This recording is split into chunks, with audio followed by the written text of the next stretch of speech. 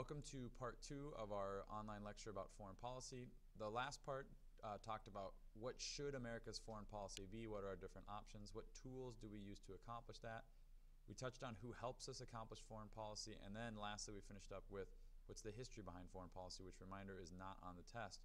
This part we're going to jump back and talk about who helps with foreign policy, and specifically we'll talk about the role of Congress and the role of the executive branch, which, by the way, is the only FRQ question that I have found on past AP tests, deals with this topic. So it's one that you are going to want to make sure you know well. Let's start by talking about the powers that Congress has that can impact foreign policy. And upon review of the Constitution, specifically Article 1, Section 8, you would find that Congress has the power to ratify any treaties that the President makes, the Senate in particular with a 2/3 vote. They also have the power to confirm appointments that the President makes, like Secretary of Defense, Secretary of State, any ambassadors. They can declare war. They can decide where money is going to go. They can oversee agencies like the Defense Department or State Department. And they can enact legislation. They can pass laws that deal with other countries, that deal with treaties, that deal with sanctions. The President also has a lot of powers, though, in the Constitution, yes, but also a lot of implied powers that come with the roles of the President. For instance, the President is Chief of State. They are the recognizable figure for our government all around the world, and that gives them a lot of power to negotiate and deal with other countries. They're Chief Executive. They're in charge of the Defense Department, the State Department. They can give executive orders, which you learned about earlier, in terms of telling them how to carry out policies.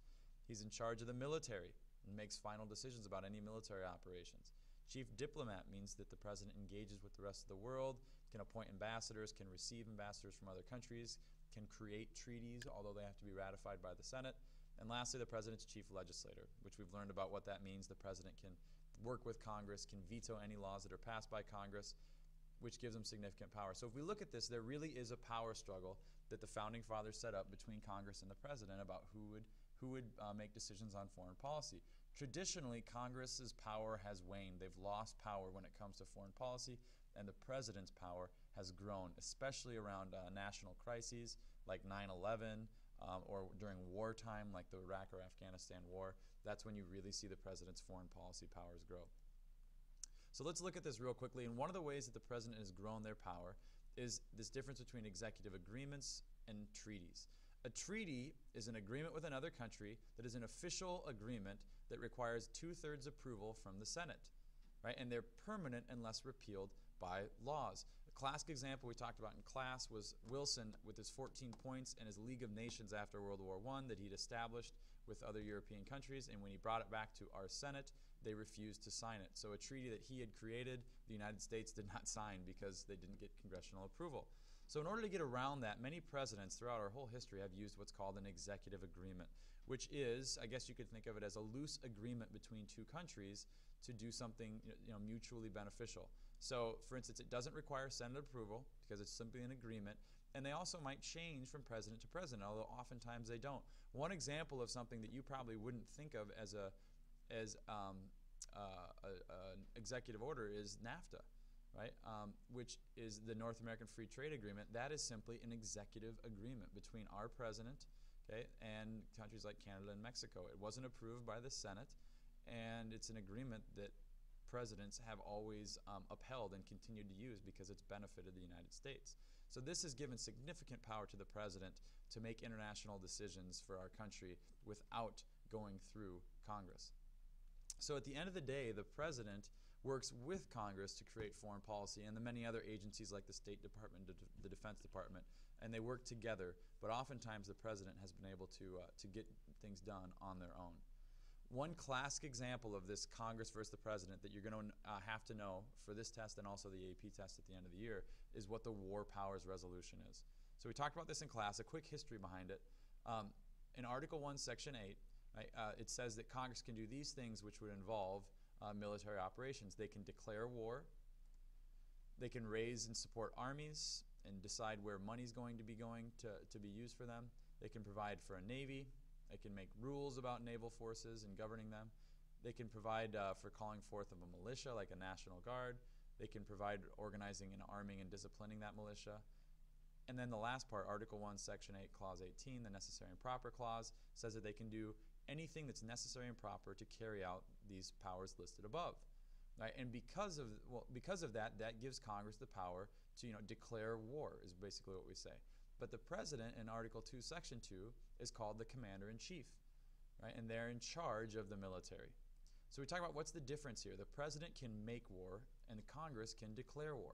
So which one is more powerful? Which one's a larger power? And typically throughout our history, we've seen the president's ability to make war has trumped Congress's ability to declare war.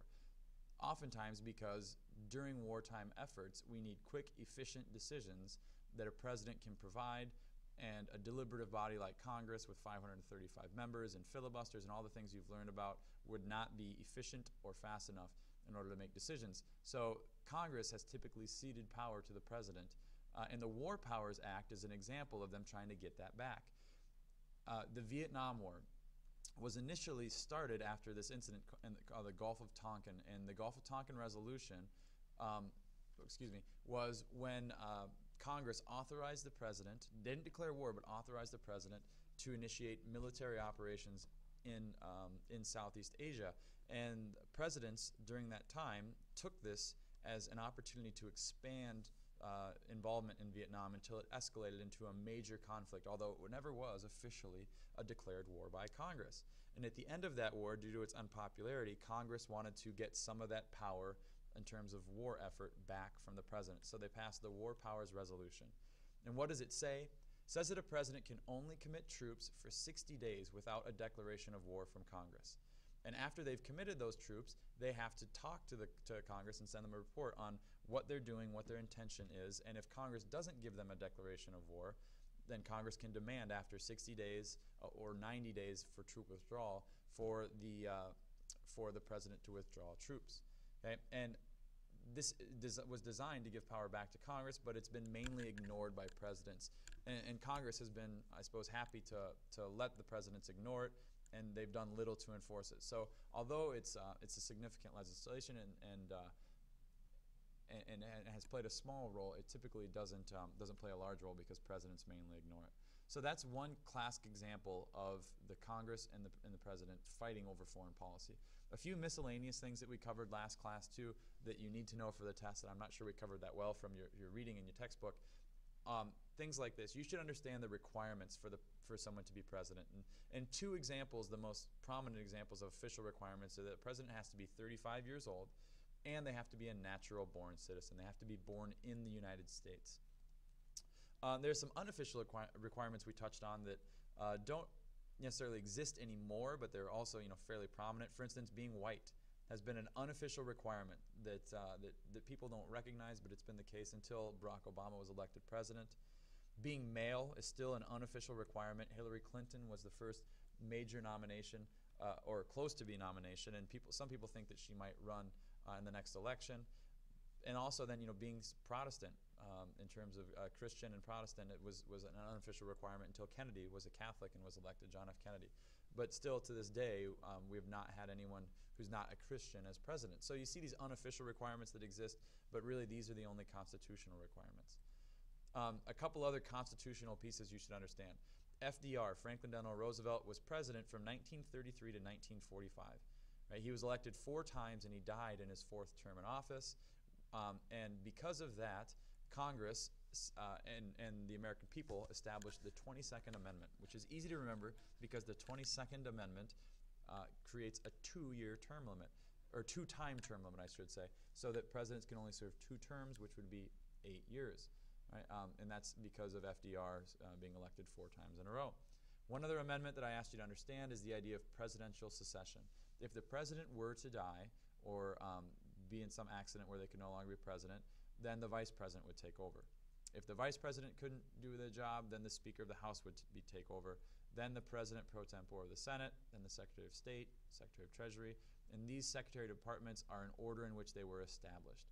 So this is called secession, and it was created by the 25th Amendment in response to any crisis that would keep us from having a leader in our country. One example we talked about is the State of the Union address. Every year, all these members are in Congress at the same time. So typically, one of them is held out and known as the designated survivor. So I believe I mentioned in class this last year, I think Stephen Chu, the Secretary of Energy, was held out of the State of the Union address and known as the designated survivor. In case a catastrophe happened, then he would be the acting president. So if you understand these things about foreign policy, what should our policy be? What are the different options? What tools can we use to accomplish them? Who helps accomplish that policy between the Congress and the president and the different departments? And then what is our history of foreign policy? Although remember, you don't need to know this on the test. If you understand these things, as well as the miscellaneous topics I just showed you, then you are in good shape in terms of this online lecture. Let me know if you have any questions, and I will help you with them as much as I can. All right, take care.